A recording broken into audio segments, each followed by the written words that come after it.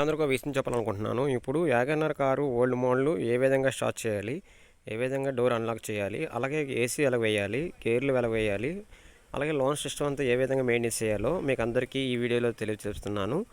ఇదంతా వీడియో ఇప్పటి వరకు యాగన్నర్ కారు తీయని వాళ్ళు, కొత్తగా నేర్చుకున్న వాళ్ళు, కొత్తగా చూసిన వాళ్ళకి, కొత్తగా డ్రైవ్ చేసిన వాళ్ళకి ఈ వీడియో దయచేసి ఈ వీడియో లాస్ట్ వరకు చూడండి ఓపిక్గా.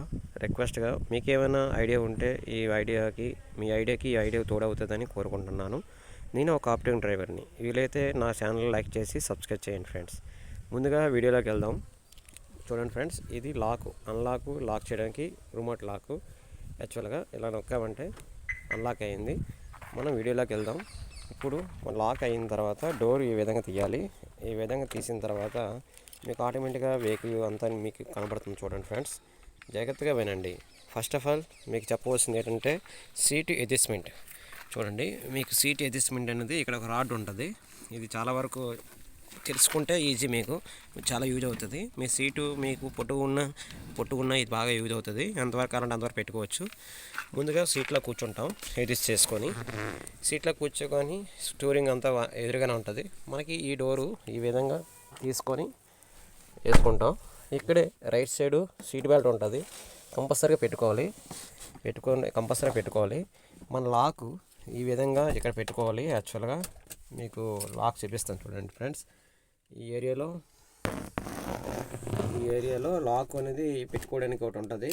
ఈ లాక్ పెట్టుకోవాలి. ఇక్కడ లాక్ పెట్టుకొని పొజిషన్ చూసుకొని యాక్చువల్గా లాక్ ఇక్కడ ఉంది కదా, లాక్ పెట్టే తర్వాత మనం కిందకి వెళ్ళిపోవాలి. చూడండి, మీకు ఇది క్లచ్, ఇది బ్రేక్ మీద క్లచ్ మీద కాలాలకు పెట్టి అప్పుడు మనం స్టార్ట్ చేయాలి. ఇప్పుడు మనం స్టార్టింగ్లోకి వెళ్తున్నాం. చూడండి, ఫస్ట్ ఒక లాక్ ఒకసారి తిరుగుతుంది.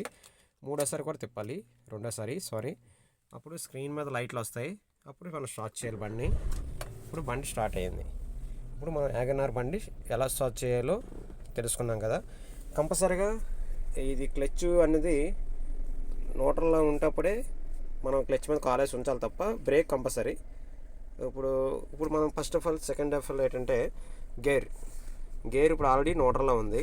ఇప్పుడు మనం క్లచ్ మూసే ముందు ఇలా క్లచ్ మూసి, చూడండి మీకు కనబడుతుంది కదా ఇది క్లచ్ ఇలా మూసి అప్పుడు గేర్ బాక్స్ రావాలి. ఫస్ట్ గేర్ రైట్కి లెఫ్ట్ తిప్పి ఇలా వినాలి. సెకండ్ గేర్ మళ్ళీ బ్యాక్ వచ్చి మళ్ళీ లెఫ్ట్ తిప్పి ఇలా బ్యాక్ రావాలి. ఇప్పుడు ఫస్ట్ గేర్ ఇలా ఈ విధంగా వేయాలన్నమాట. రెండో గేర్ కూడా మళ్ళీ ప్రతి గేర్కి కూడా న్యూట్రల్ అవుతుంది, కానీ రెండో గేర్ కూడా ఈ విధంగా రావాలి. తర్వాత మూడో గేర్ మీకు అయ్యి వచ్చేస్తుంది. ఇలా ఫ్రంట్కి వేయాలి. మళ్ళీ ఇలా పట్టుకొని సింపుల్గా ఫోర్త్ గేర్ కూడా వేసుకోవచ్చు. ఇంకోటి, మనం పూర్తిగా 60 దాటామనుకుంటప్పుడు అప్పుడు టాప్ గేర్ నెంబర్ 1 5.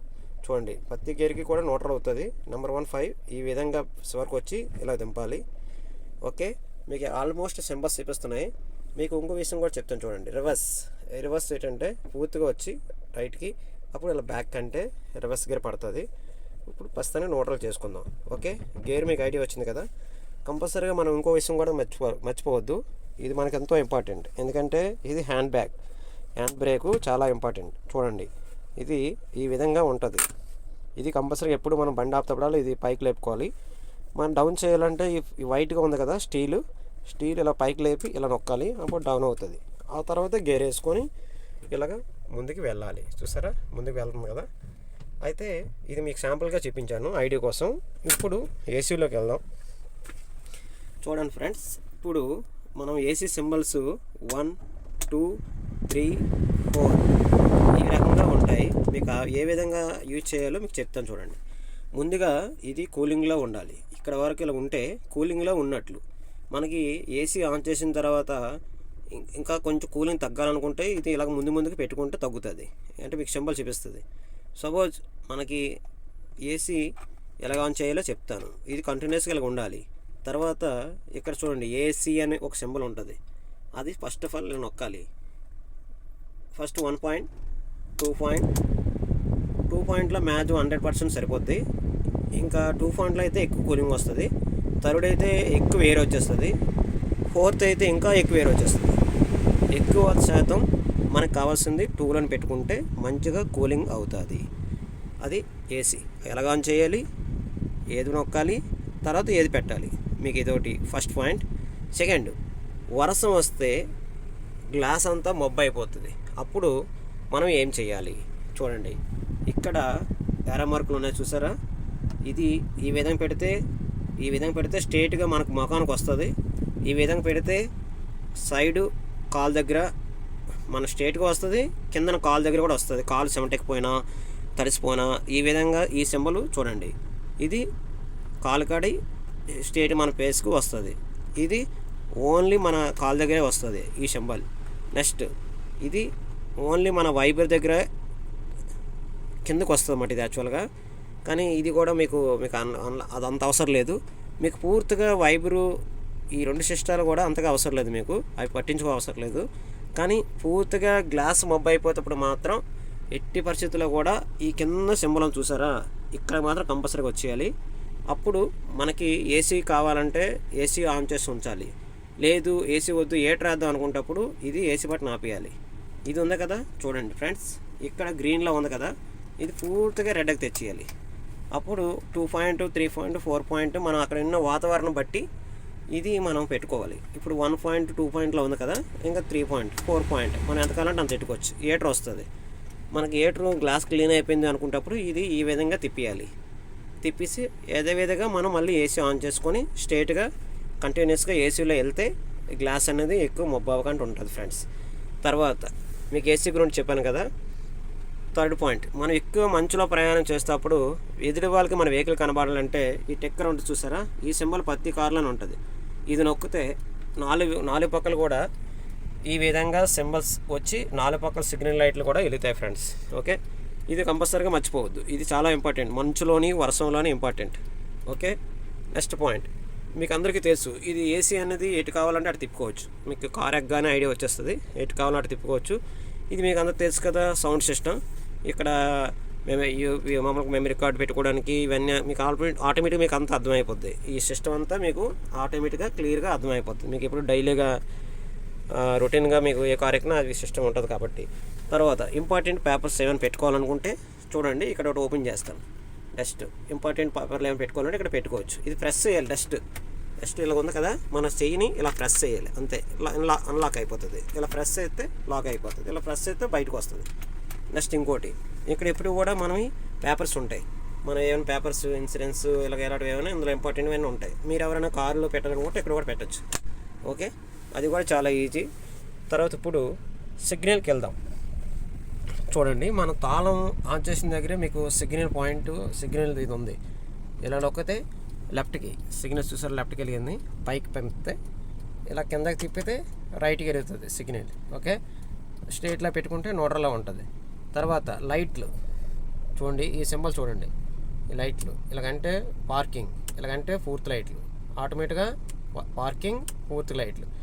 సపోజ్ ఎదుటి వాళ్ళకి డిమ్యూటీ పోవాలంటే ఈ విధంగా పైకి కిందకి అనొచ్చు, అదొకటి.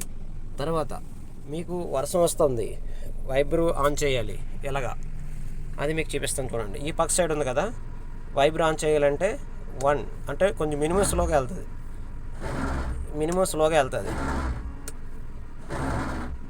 ఇది ఈ విధంగా. మనం ఇంకా ముందుకి ఫాస్ట్గా వెళ్ళాలనుకుంటే ఇది ఉంది కదా, ఇది ఇలా తిప్పితే ఇలాగా తిప్పగానే ఈ విధంగా వస్తుంది. మనకి వాటర్ కావాలనుకుంటే ఇది ఇలా ఫ్రెష్ చేయాలి. ఆ టైంలో వాటర్ చూడండి మొత్తం అంతా క్లీన్ చేస్తుంది వైబర్. కానీ ఇది వైబరు ఇలా పైకి లేపాలి, అప్పుడు వాటరు ఈ విధంగా చేస్తుంది. మీకు ఇంకో పాయింట్, ఇప్పుడు నెక్స్ట్ మొబైల్ ఛార్జింగ్ ఎక్కడ పెట్టుకోవాలి మీకు అందరికీ చూపిస్తుంది చూడండి. కరెక్ట్గా మన లెఫ్ట్ సైడ్ ముడుకు దగ్గరలోనే ఉంటుంది పాయింట్. ఇక ఇది పాయింట్, మొబైల్ పాయింట్ ఇక్కడ పెట్టుకోవాలి ఛార్జింగ్. ఓకే, తర్వాత ఇండోర్స్ గురించి మనం వెళ్దాం.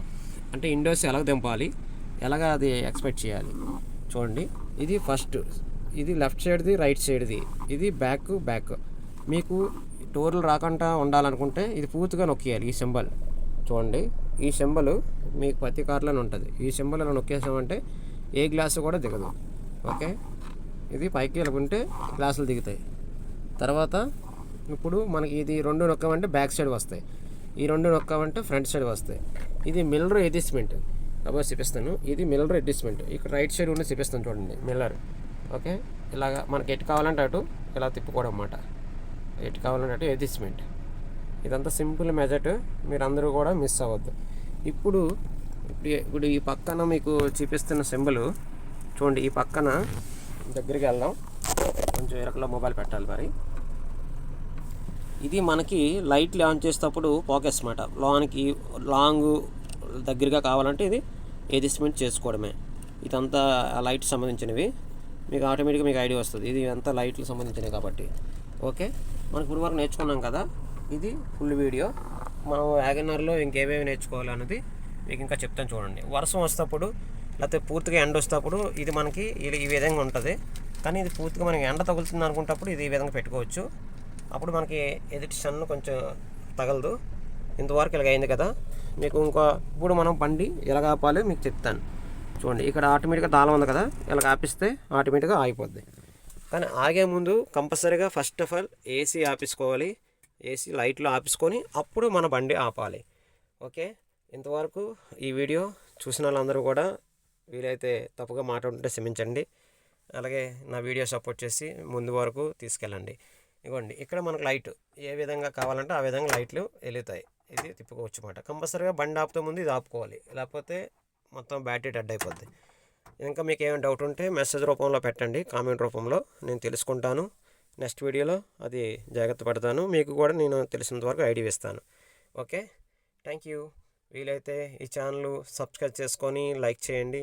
రాంబాబు టూరిస్ట్ యూట్యూబ్ ఛానల్, అలాగే acting driver Rambabu YouTube channel like చేసి సబ్స్క్రైబ్ చేసుకోండి. Okay, tata, bye. కూర్చుంటప్పుడు డోర్ అన్లాక్ చేయాలంటే ఒక లాక్ ఇలా ఉంటుంది ఆల్మోస్ట్. ఇలాగంటే మొత్తం 4 days కూడా లాక్ అన్లాక్ అయిపోతాయి. ఈ విధంగా తీసుకోవచ్చు. తర్వాత మీకు ఇంకో విషయం కూడా మర్చిపోయాను, ఈ మధ్యలో ఇది మళ్ళీ యాడ్ చేస్తున్నాను.